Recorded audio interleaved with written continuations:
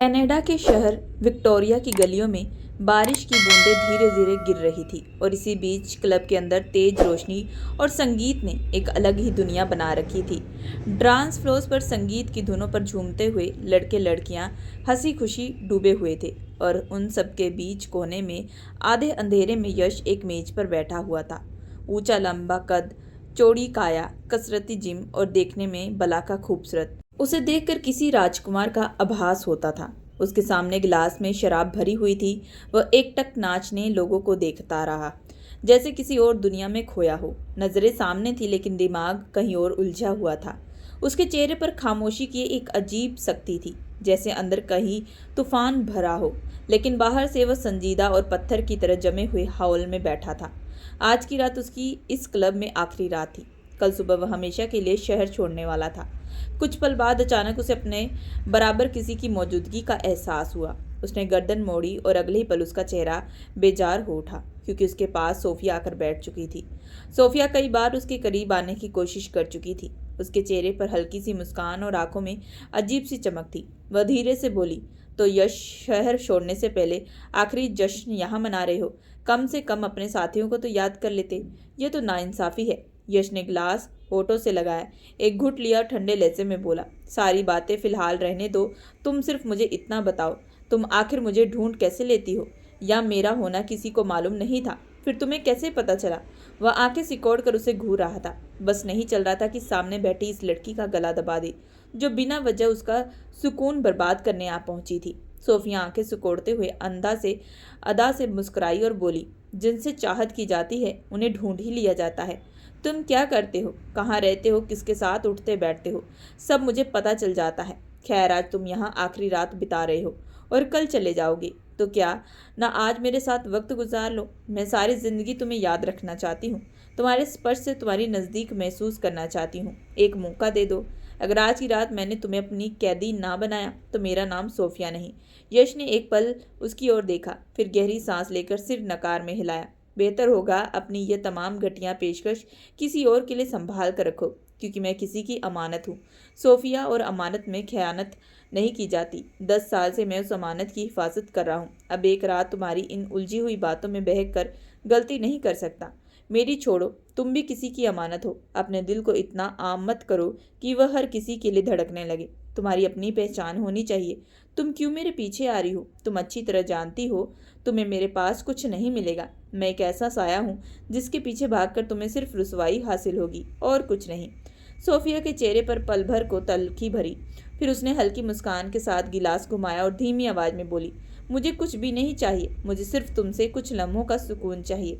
लेकिन लगता है तुम अभी तक ख्वाबों की दुनिया में गुम हो। तुम्हें लगता है कि इस दुनिया में तुम्हें वफा मिलेगी, जबकि यहाँ तो हर किसी के हिस्से में बस बेवफाई आती है। यश आंखें नीची करते हुए बोला, यह तो वक्त बताएगा तुम्हें। इससे कोई मतलब नहीं होना चाहिए। मुझे यकीन है कि मेरी मोहब्बत मेरी ही होगी, क्योंकि सच्चे रिश्तों को भगवान हमेशा मिलाता है। सोफिया ने मेज पर रखा और उसका हाथ अपने हाथ में लिया और नरमी से बोली, एक रात से कुछ नहीं होगा यश, तुम यहाँ से चले जाओगे, लेकिन कम से कम एक लम्हा, एक स्पर्श मेरे पास होगा। सिर्फ एक रात मैं तुमसे कुछ नहीं मांग रही, बल्कि अपना सब तुम पर लुटा रही हूँ। कम से कम इस बात का ख्याल कर लो। यश ने झटके से हाथ पीछे खींचा और अचानक कुर्सी से उठ खड़ा हुआ। आंखों में गुस्सा और लहजे में सख्ती साफ झलक रही थी। बेहतर होगा सोफिया, मुझसे फासले पर रहा करो। तुम मुझे जहर लगती हो। मैं अपने आप पर काबू पाना जानता हूँ। तुम मुझे बहकाने की कोशिश नहीं कर सकती। अपनी हदें कायम रखो, वरना अंजाम तुम्हारे लिए अच्छा नहीं होगा। ये कहकर वह तेज कदमों से बाहर की ओर चल पड़ा। क्लब की रोशनियों से निकलकर उसका साया दरवाजे के शीशे पर फैल गया, जहाँ कोई बोझिल शख्स अपने ही भारी ख्यालों के पीछे खड़ा रहा हो। सोफी अपनी जगह पर बैठी रह गई। होठों पर अब मुस्कान ही बल्कि एक अजीब सी तलख बड़बड़ाहट थी। वह आहिस्ता से बोली, तुम्हें और तुम्हारी उस पुरानी मोहब्बत को मैं ऐसे चैलेंज दूंगी कि सांस लेना भी मुश्किल हो जाएगा। और तुम्हारी उस 10 साल पुरानी मोहब्बत को मैं ऐसे याद दिलाऊंगी कि याद रखोगे कि सच में क्या क़यामत है। तुमने अभी तक सिर्फ मेरी चाहत देखी है, अब मैं तुम्हें अपनी असली रूप दिखाऊंगी कि सोफिया कैसी है। उसकी आंखों में लाली उतर आई और गिलास में झिलमिलाती शराब जैसे उसके अंदर भड़कती आग का अक्स दे रही थी। उधर भारत में यश की वही 10 साल पुरानी मोहब्बत काव्या अपने नए रिश्तों और नए फैसलों में उलझी हुई थी। बाहर बारिश अब तेज हो चुकी थी और ठंडी रात में एक नई कहानी ने जन्म लिया था। एक कोने की मेज पर काव्या बैठी थी। लाल रंग का फ्रॉक उस पर बेहद जच रहा था। उसकी खिलती रंगत, गंभीर आंखें और होठों पर दबी मुस्कान ने पूरे माहौल को खास बना दिया था। सामने आरव बैठा था। उसकी नजरें बार बार काव्या पर फिसल रही थी।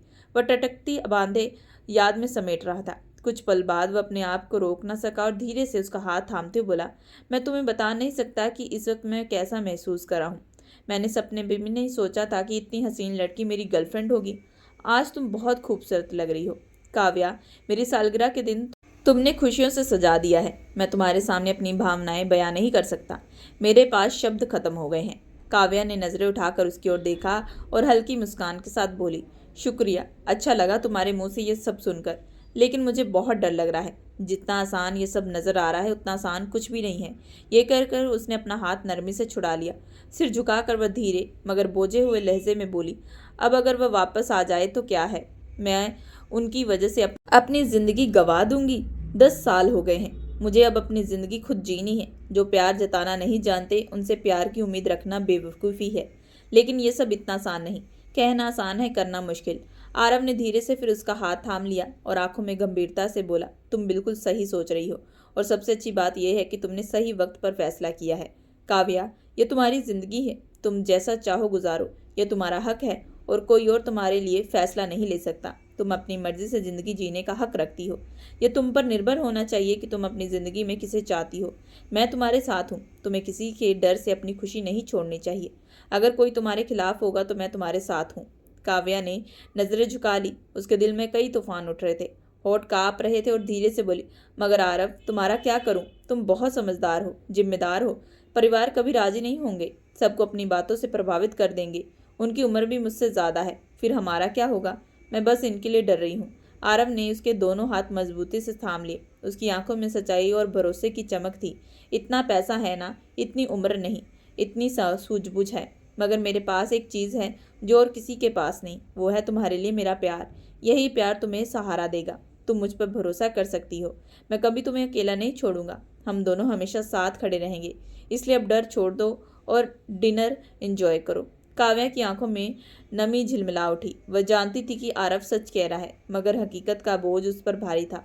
वह खामोश हो गई। उसके पास जवाब देने के लिए शब्द नहीं थे। दिल के अंदर एक गहरी खाई बनती जा रही थी। आरव ने उसके हाथ पर हल्की थपकी दी, जैसे उसे यकीन दिला रहा हो कि सब कुछ ठीक हो जाएगा। बाहर बारिश शुरू हो चुकी थी और खिड़की के शीशे पर पानी की बूंदें लुढ़क रही थी। रेस्टोरेंट के अंदर काव्या की खामोशी और आरव के इरादों ने माहौल को एक अनकहे फैसले पर भर दिया था। अगली सुबह का सूरज पूरे उजाले के साथ निकला। एयरपोर्ट की सुबह चहल पहल से भरी थी। हॉल में लगातार ऐलान हो रहे थे, कभी किसी फ्लाइट के रवाना होने का तो कभी किसी के आने का। मुसाफिर अपने सूटकेस घसीटते हुए तेजी से निकल रहे थे। बड़ी खिड़कियों से बाहर रनवे पर तैयार खड़े जहाज़ों को देखकर अजीब सा नज़ारा बन रहा था।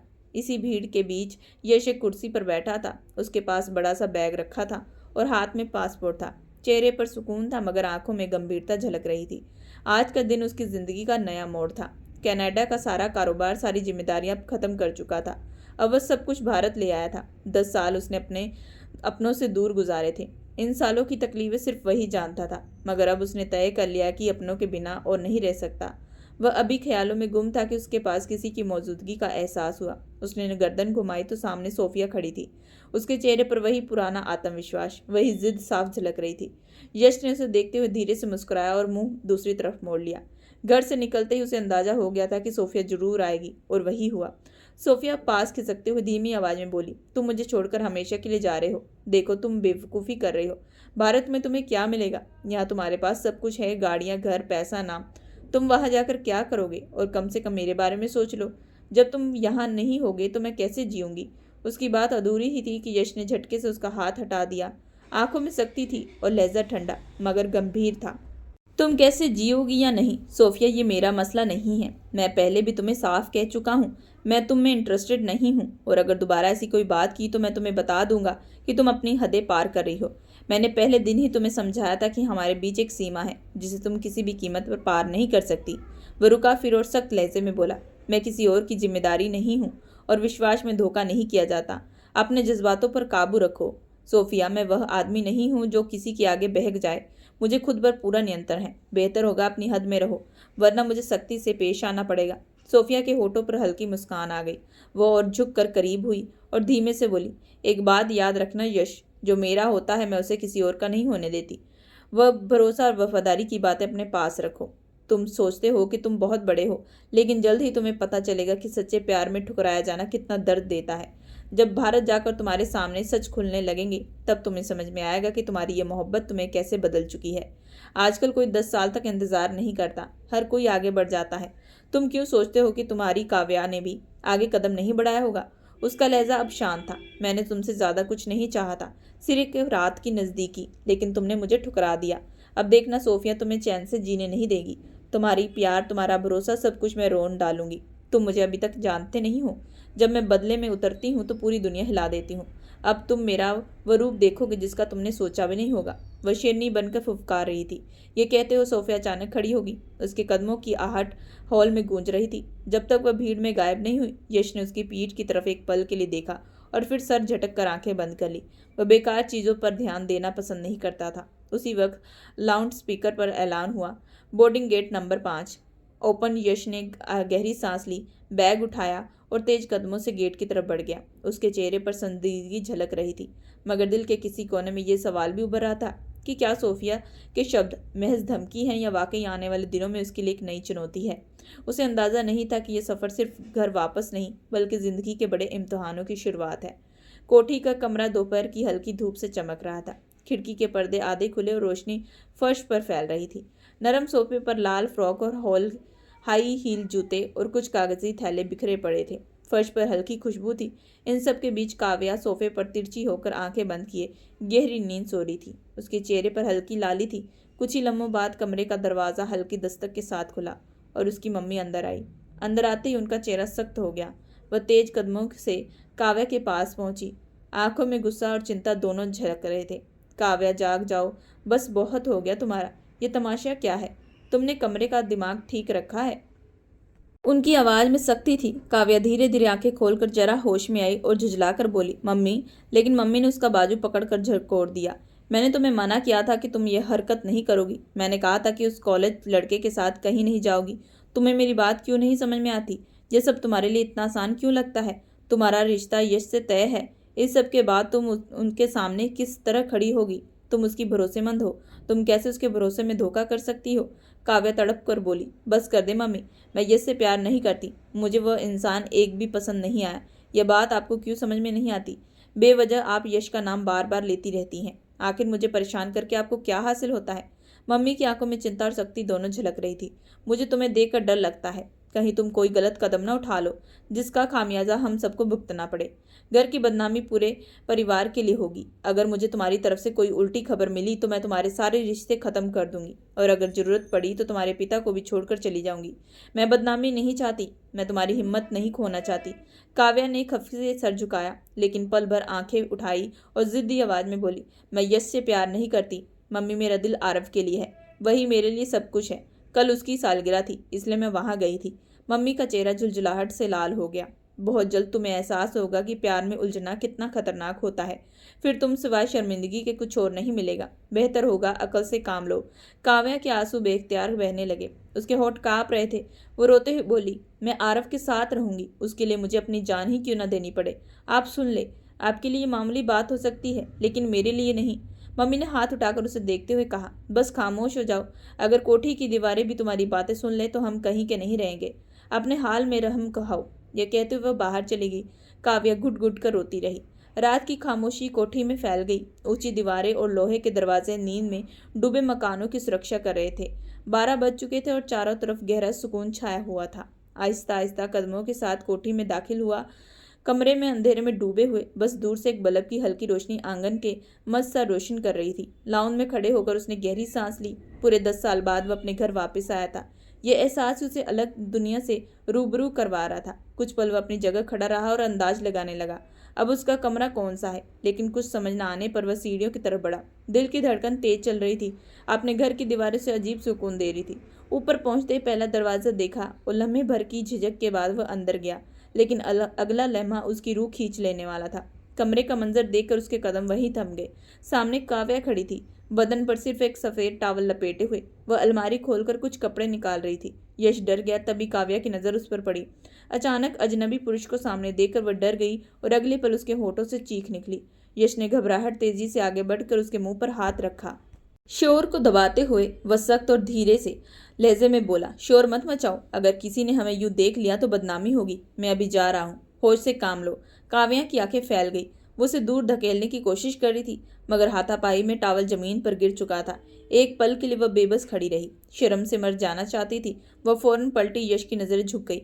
उसने खुद को संभाला और रुख मोड़ने लगा, मगर अचानक उसकी निगाह दीवार पर लटके एक फ्रेम पर ठहरी।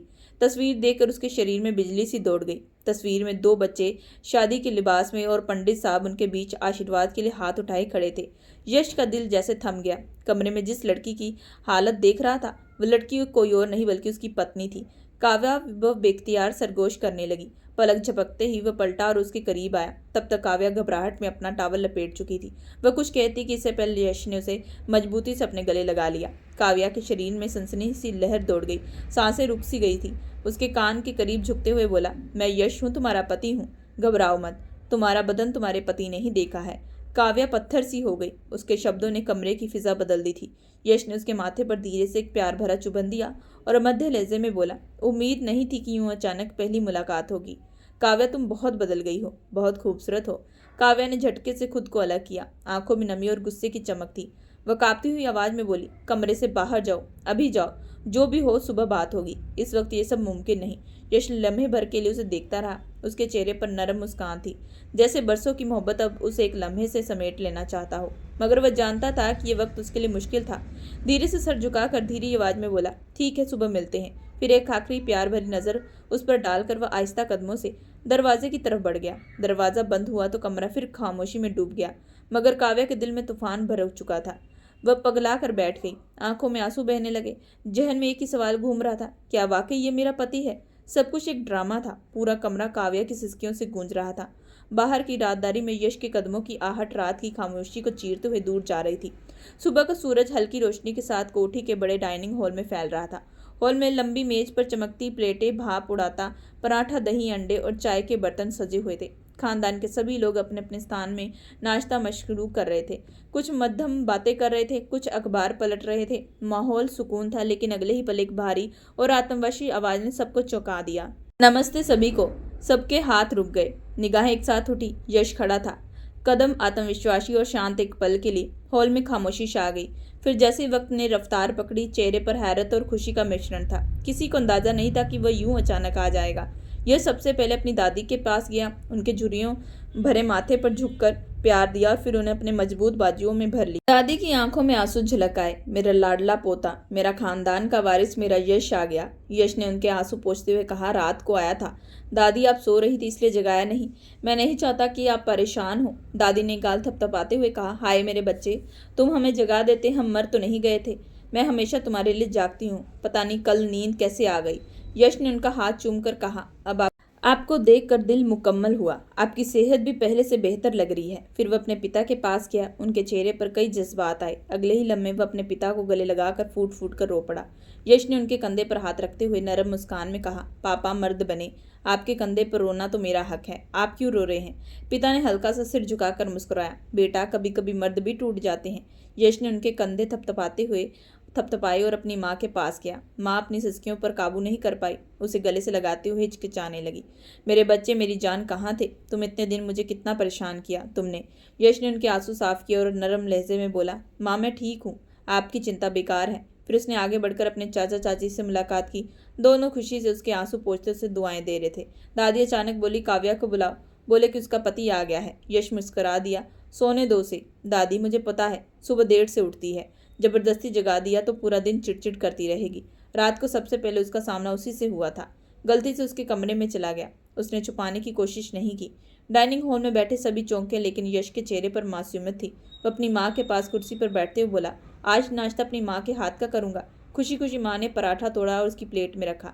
चाय का कप आगे बढ़ाया। यश ने प्लेट संभाली और ऊपर कमरे की तरफ नजरें उठाई। कल रात का मंजर जहन में उभरा।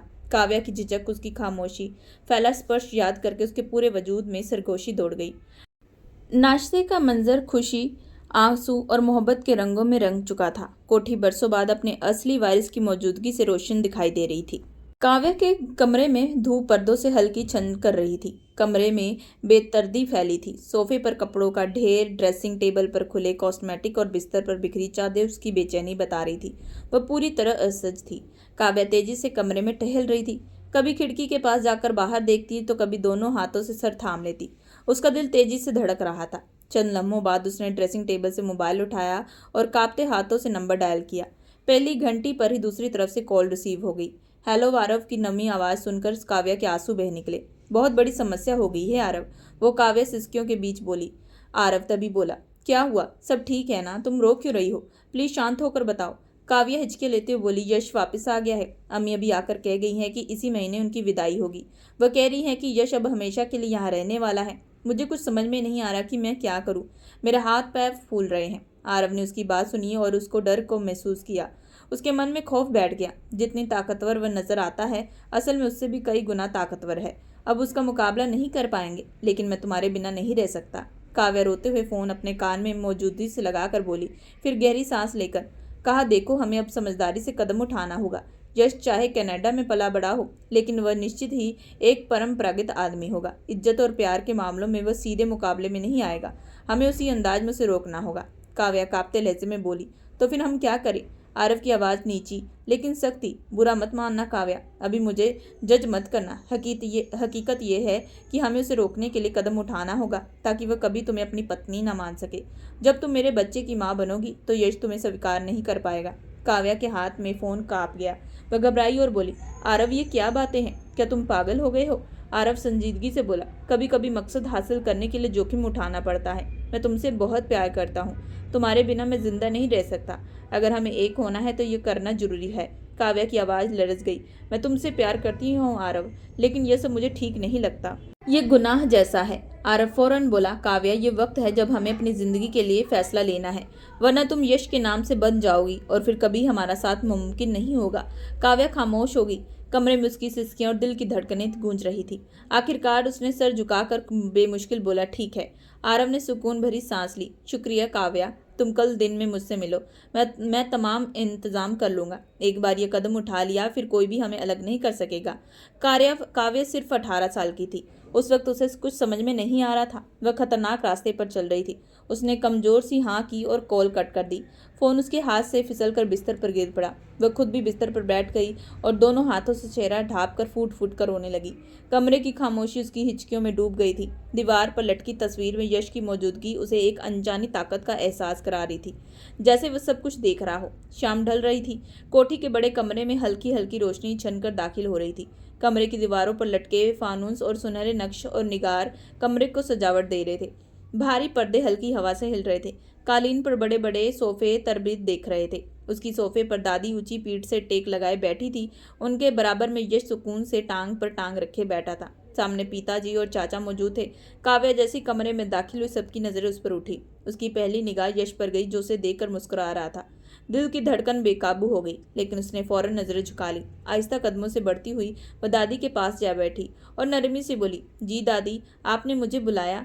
दादी की आवाज़ कमरे में गूंजी। हाँ, तुम्हारा पति आया है और तुम अपने कमरे में छुप कर बैठी हो। यह बीवी होने के लक्षण है। तुम्हें चाहिए कि उसके लिए अपने हाथों से खाना बनाओ, उसकी सेवा करो। क्या तुमने उसका अभिवादन नहीं किया?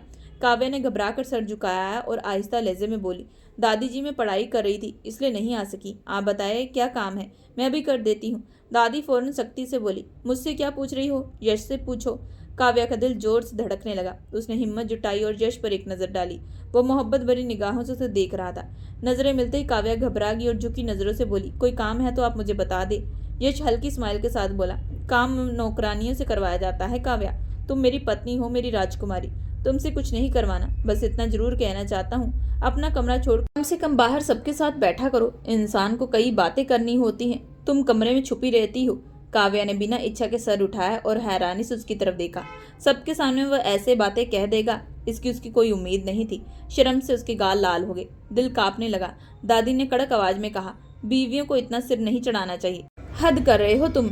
यश हंसते हुए दादी की तरफ देखा और भरोसे से बोला, दादी अगर पत्नी को रिस्पेक्ट नहीं दूंगा तो फिर किसे दूंगा? यही है जिसे सर पर बिठाने का अधिकार है। बाकी किसी को अपनी बराबरी में बैठने की अनुमति नहीं देता मैं। यश के अंदाज में नरमी भी थी और अधिकार का गुरूर भी। सब लोग हंस पड़े, मगर काव्या की हालत नाजुक हो गई। उसने चुपचाप नजरें नीची कर लिए, जैसे जमीन फट जाए और वह उसमें समा जाए। चाचा मुस्कुराए और अपने भतीजे को देखकर बोले। वह दिल ही दिल में संतुष्ट हो गए और उनकी बेटी को पति के रूप में कितना सम्मान देने वाला इंसान मिला है। उनकी आंखों में चमक आई, दिल बागमबाग हो गया। काव्या के दिल में मगर एक तूफान भर रहा था। आरव की सख्त बातें, उसके इरादे और फिर यश की नरम भरी बातें, दोनों के बीच वह जैसी फंसी पड़ी थी। आज तक आरव ने उसे ऐसे शब्द नहीं कहे, इस तरह की इज्जत उसने कभी भी महसूस नहीं की थी, मगर वह फिलहाल चुप रही। यश की नजरें बार बार उस पर ठहर रही थी। वह हर लम्हा उसे परख रहा था। काव्या के लबों पर कोई जवाब नहीं था, सिर्फ सुकून था, मगर उस सुकून में शर्म भी थी, असहजता भी, और दिल की गहराइयों में कहीं कोई अनजानी सी हलचल भी। अगली सुबह का सूरज पूरे चमक के साथ रोशन हुआ। दोपहर का वक्त था, गलियों में सन्नाटा था, मगर कहीं कहीं बच्चों की आवाजें और गाड़ियों के हॉर्न माहौल को तोड़ रहे थे। काव्या ने हल्का घबराया चेहरा ढंग का और कदमों में तेजी थी। दिल ही दिल में खुद को समझा रही थी कि वह सिर्फ आरव से बात करने जा रही है, बाकी विचार गलत है। दोस्त के घर जाने का बहाना बनाकर वह उस फ्लैट तक पहुंच गई थी जिसका पता आरव ने दिया था। दरवाजे पर दस्तक दी। चंद लम्हों बाद दरवाजा खुला। सामने आरव खड़ा था, आंखों में चमक और लबों पर मुस्कान। काव्या को देखते हुए आगे बढ़ा और उसे जोर से अपने गले लगा लिया। काव्या घबरा गई, जल्दी से पीछे हटते हुए कांपती आवाज में बोली, ये क्या कर रहे हो आरव? मैं अभी बाहर खड़ी हूँ, कोई देख लेगा, अंदर तो आने दो। आरव ने फौरन दरवाजा खोला और मुस्कुराते हुए बोला, हाँ हाँ आओ अंदर। काव्या झिझकते कदमों से अंदर दाखिल हुई, लेकिन अगला दृश्य उसके लिए जैसे किसी चमत्कार से कम नहीं था। लाउंज में कुछ लोग बैठे हुए थे, कमरे में हल्का धुआं फैला हुआ था। काव्या की आंखें हैरत और डर से फैल गई। उसने फौरन आरव की तरफ देखा, उसके होंठ कांप गए। ये सब क्या हो रहा है? वह धीमी मगर दृढ़ आवाज में बोली। आरव ने लंबी सांस ली, फिर आगे बढ़कर उसके दोनों हाथ अपने हाथ में लिए। काव्या, बुरा मत मानना, मुझे तुमसे कुछ सच कहना है। देखो मेरी उम्र अभी कम है, तुम 18 की हो और मैं 22 का। मुझे डर था कि अगर तुम मुझसे हेल्प नहीं पाती तो मैं संभाल नहीं पाऊंगा, इसलिए मैंने अपने दोस्तों को भी बुला लिया है। मतलब सिर्फ मैं नहीं, ये सब भी तुम्हारे साथ खड़े होंगे और तुम्हें सहायता देंगे। ये शब्द सुनकर काव्या के कदम जैसे जमीन में धंस गए। उसने कांपते हुए हाथ छुड़ाया और जोरदार थप्पड़ आरव के मुंह पर दे दिया। कमरे में कुछ पल की खामोशी छा गई। सभी लोग अपनी जगह से खड़े हो गए। काव्या की आंखों में आंसू तैर रहे थे। वह चीखती हुई बोली, तुम इतनी घटिया बात कर सकते हो? मैंने कभी सोचा भी नहीं था। मैं यहाँ तुम्हारे साथ ऐसा संबंध बनाने नहीं आई थी, बल्कि आगे की प्लान बनाने आई थी। लेकिन तुम्हारी सोच ये कितनी गंदी है, इतनी नीची, तुम्हें शर्म नहीं आती?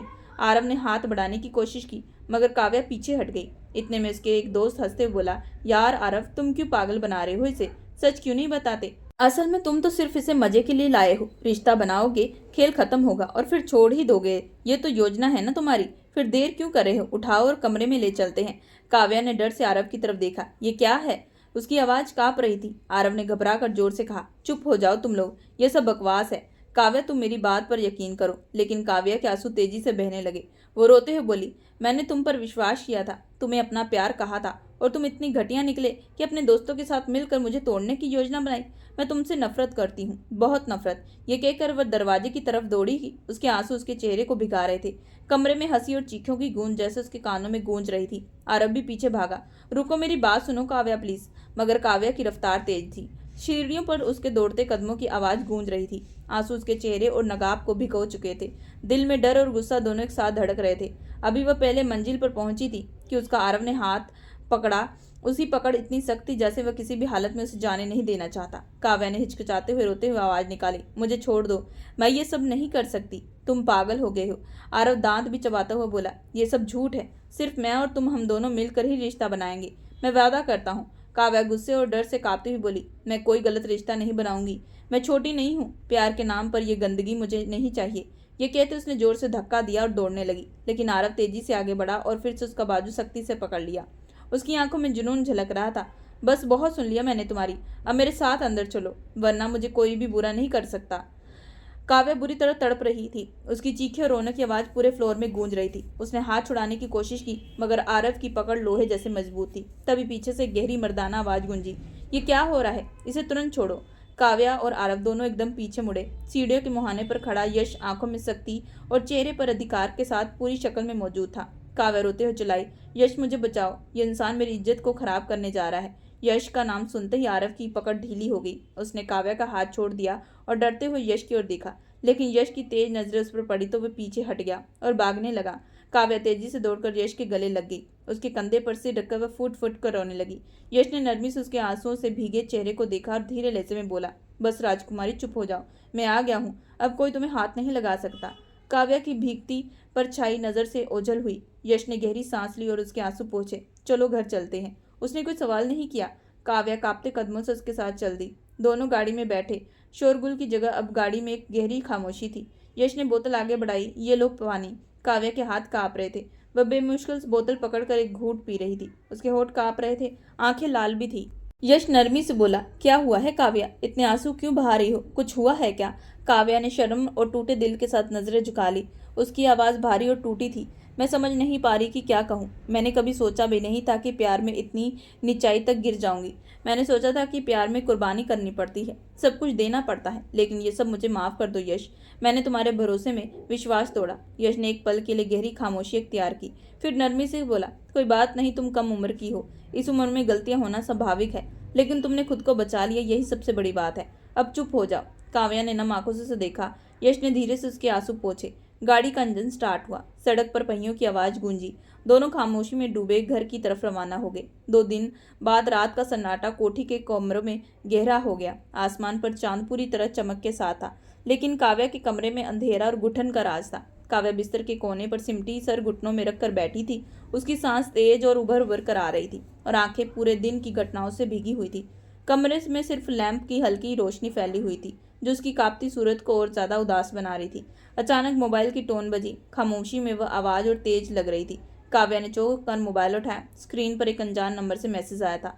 डरते डरते उसने ओपन किया। तस्वीरों में उसका पति यश एक लड़की के साथ बहुत ही अनुचित हालत में नजर आ रहा था। काव्या के होंठ कांप गए, दिल पर जैसे किसी ने पत्थर रख दिया हो। ये यश है, उसके अंदर से आवाज निकली, लेकिन काव्या ने तुरंत ध्यान से तस्वीरों को देखा, किनारे, रंग और हर बारीक पर गौर किया। उसके चेहरे पर हल्का सा इम्तिहान उभर आया। यह एडिटिंग की हुई तस्वीर है, नकली है, उसने धीरे धीरे कहा। काव्या कंप्यूटर में माहिर थी और फर्जी तस्वीरें पहचानने में एक्सपर्ट थी। जैसे वह जवाब लिखने ही वाली थी कि कमरे का दरवाजा जोर से खुला। यश हड़बड़ाता हुआ अंदर आया। उसकी सांसें तेज थी और चेहरे की चिंता की लकीरें थी। काव्या, शायद तुम्हारे नंबर पर कुछ तस्वीरें आई हैं, पर यह सब नकली है। वह लड़की मेरी दोस्त है। मैंने हमेशा कहा कि मैं सिर्फ तुम्हारा हूँ, प्लीज इन तस्वीरों पर भरोसा मत करना। काव्या ने पल भर के लिए उसे देखा, फिर मोबाइल धीरे से मेज पर रखा। उसकी आवाज में नरम मगर भरोसे भरी थी। तो आप इतने घबराए क्यों हैं यश? मुझे पता है ये तस्वीरें बदल कर बनाई गई हैं। मैं कंप्यूटर बहुत अच्छे से चलाना जानती हूँ, ऐसे काम अक्सर करती रहती हूँ, इसलिए तुरंत पहचान गई। ये थोड़े हैरान हुए। क्या मतलब, मुझ पर भरोसा कर रही हो? काव्या ने सिर हाँ में हिलाया। उसकी आंखों में नमी थी, मगर लहजा पूरा यकीन से भरा हुआ था। जो सबके बीच मेरे हक में बोल सकता है, जो मेरी सच्चाई जानने के बाद भी मेरा साथ दे सकता है, उस पर मैं भरोसा कैसे न करूं? आप मेरे पति हैं, मेरा सहारा। अगर आपके खिलाफ कोई और बात भी आए, मैं उसका भी सामना करूंगी, क्योंकि आप वही हैं जिन्होंने मुझ पर भरोसा किया, मुझे दोषी नहीं ठहराया और कोई गलत सवाल नहीं पूछा। यश की आंखों में अचानक सुकून की चमक आ गई। एक पल के लिए वह खामोश रहा, फिर मुस्कुराया, फिर आगे बढ़ा और नरमी से काव्या के दोनों हाथ थाम कर बोला, तुमने मेरा दिल जीत लिया है। काव्या, मुझे लगा था ये योजना हमें दूर कर देगी, लेकिन तुमने मेरा भरोसा कायम रखा, मेरी मोहब्बत कायम रखी।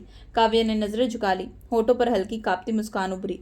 मैंने दिल से आपको अपना मान लिया है यश। अब आपकी इज्जत मेरी इज्जत है। 1 हफ्ते के बाद दोनों की आपसी सहमति से विदाई तय हुई। कमरा फूलों की खुशबू और हल्की रोशनी से महक रहा था। दीवारों में जगमगाती लाइटें, बिस्तर के चारों ओर बिखरे गुलाब के पत्तों और कमरे की खामोश फिजा में सिर्फ दिलों की धड़कनें आवाज गूंज रही थी। काव्या दुल्हन बनी बिस्तर के कोने पर बैठी थी। चेहरा घूंघट में छुपा हुआ था, लेकिन दिल में हलचल थी। अंदर एक डर था कि कहीं यश पिछली किसी घटना का जिक्र न कर दे। दिल की धड़कन तेज थी और हाथ हल्के कांप रहे थे। कुछ पल बाद दरवाजा खुला। यश अंदर आया। वह रुका और काव्या को देखा, जैसे दुनिया की सबसे हसीन चीज देख ली हो। होठों पर हल्की मुस्कान थी। धीरे धीरे पास आया और बैठ गया। काव्या सहम कर थोड़ा पीछे खिसकी, लेकिन यश नरमी से बोला, बहुत खूबसूरत लग रही हो मेरी शहजादी। काव्या ने कांपते हुए घूंघट के पीछे नजर उठाई। आंखों में नमी थी, होठ कांप रहे थे। यश झुक कर उसके घूंघट उठाया और बोला, रो क्यों रही हो, क्या हुआ है? काव्या ने सिर झुका लिया। होठ कांपते हुए खुले, आप मेरे बारे में गलत मत सोचिए, मैं अच्छी हूँ, मेरा अतीत साफ है, मैंने किसी से रिश्ता नहीं बनाया। यश तुरंत नरम लहजे में बोला, तौबा करो काव्या, मैंने ऐसा कुछ भी नहीं सोचा। जानती हूँ पिछले 10 साल मैंने तुम्हारे बिना जरूर गुजारे, लेकिन मेरी नजरें सिर्फ तुम पर थी। मैं जानता था कि तुम क्या पसंद करती हो, क्या पहनती हो, किससे बात करती हो। मैंने खुद को रोका ताकि सब कुछ सही रहे। वह ठहरे हुए और फिर गहरी नजरें देखते हुए बोला, हाँ, मैं जानता था कि तुम आरव की दोस्त थी और तुम दोनों करीब थे, लेकिन मैं तुम्हें समझाने का वक्त दे रहा था। जब तुम्हारे और दोस्त के बीच हद से बढ़ा तब मैं खामोश नहीं रह सका, इसलिए सब कुछ छोड़कर वापस आया। सिर्फ तुम्हारे लिए। काव्या की आंखों में आंसू बह निकले। सिर झुकाकर धीरे से बोली, मुझे माफ कर दो, मैंने आपकी अमानत में धोखा दिया। मैं सिर्फ आपकी हूँ। यश ने फौरन उसके आंसू पोंछे और मुस्कुराया। कोई बात नहीं, कम उम्र में गलतियां हो जाती है। तुम मेरी पत्नी हो, तुम पर भरोसा ना करूं तो किस पर करूं। काव्या ने कांपती पलकों से उनकी ओर देखा। आंखों में यकीन और मोहब्बत की रोशनी थी। यश ने उसके गाल की नमी अपने स्पर्श से मिटा दी। यश और काव्या और करीब आए, अपने होठों की नरमी उसके गालों पर बिखेर दी। काव्या की तेज सांसें थी, अब उसने बंद कर दी और स्पर्श को महसूस किया। यश ने उसके हाथ अपने हाथों में लिए और धीरे से बोले, अब हम दोनों एक हैं, कोई दूरी बाकी नहीं। काव्या ने आंखों में लाज और होठों पर हल्की मुस्कान के साथ सर झुका लिया। उसकी खामोशी ही उसकी रजामंदी थी। यश ने उसके माथे पर प्यार भरी नजरों से हल्का चुंबन दिया और उसके होठों पर धीरे धीरे अपने पास ले आया। वक्त थम गया, जैसे पूरी दुनिया सिर्फ उसके इर्द गिर्द सिमट गई हो। कमरे में गुलाब की खुशबू और उनके बीच की नज़दीकी घुल मिल गई। उनके दिलों के फासले मिट चुके थे। आंसू अब खुशी में बदल गए। ये लम्हा उनकी जिंदगी की शुरुआत थी। यश ने काव्या की आंखों में देखते हुए कहा, देखो काव्या, सच्चा प्यार भरोसे और समझ में पनपता है। जितनी ईमानदारी और भरोसा दोनों के बीच होगा, उतनी मजबूती हमारे रिश्ते में होगी। काव्या ने सिर हिलाकर मुस्कुराया। उसने महसूस किया कि रिश्ते में ईमानदारी, प्यार और समझ सबसे बड़ा आधार है। यही सीख है जो हम हमेशा याद रखती हैं। तो दोस्तों, ये थी आज की कहानी। अगर आप लोगों को ये कहानी पसंद आई हो, प्लीज़ हमारे चैनल को लाइक और सब्सक्राइब जरूर करें एंड बेल आइकन का बटन जरूर दबाएं।